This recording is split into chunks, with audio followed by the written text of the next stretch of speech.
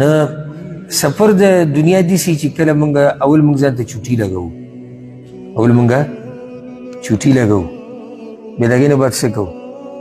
بیا ټیکټ راوړو نو ټیکټ چې راوالو نو بیا معلومات کوو چې د کوم ځای نه د کوم ځای پورې دی د دې ځای نه د هغه ځای پورې بیا د هغې نه بعد معلومات کوو چې وزن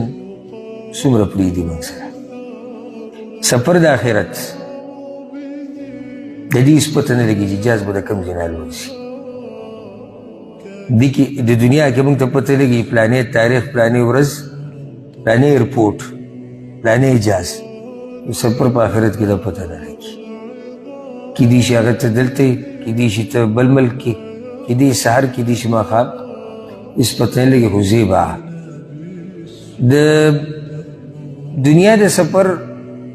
اخرنۍ محطه معلومه ده چې د جهاز به ودرېږي په فلاني ځای باندې او د آخرت د سفر محطه یا په جنت ده او یا په جهنم ده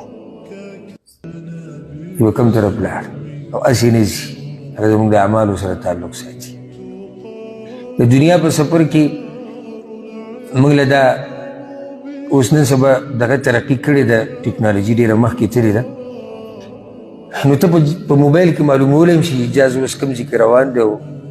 څومره وخت ورته پاتې دی خو چې دې قبر کې کېښودې والله هېڅ پته نه لګېږي تا سره څه کېږي او څه نه کېږي صرف اول الله ته پته وي او بیا تا ته پته وي تا سره به څه کېږي ها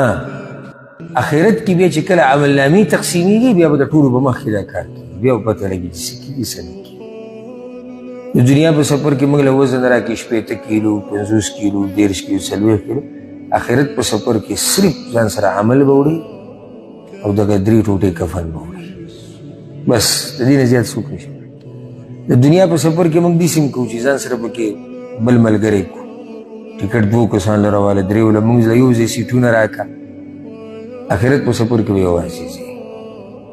نه تا سره ملګری ځي نه پلار نه رور نه ښځه نه بچي دغو کې یو هم نه ځي د کومو دپاره چې موږ ځان لیونی کړی دی دغو کې یو هم موږ سره نه ځي یک یوازې به په دې کنده کې پراته نو سوال زما تاسو نه دا دی چې تاسو تیار یې دې سفر ته که نه دې جواب به ځان تاسو دې سفر ته تیار یې یو سړی تیار یې او ډېر څه یې کړي یو هغه ته هم وایو مبارک شه ته ډېر تکړه سړی چې ته دې ډاډه وایي زه تیار خو که موږ ته دې وایي چې تیار یې او که نه نو والله موږ وایو که 1000 کاله نور عمر تېر کړو بیا به موږ وایو چې تیار دی دې موږ څه کړي دي هر څه ښکاري دي هر څه واضح دي د الله رب العزت نافرمانیانې سهار او ماښام موږ کوو په دې کې موږ څه تیار شو خو مشکل دا دی چې دا اچانک راځي که هېڅ پته نه لګي کله دا مرګ راځي الله رب العزت دې زموږ په حال رحم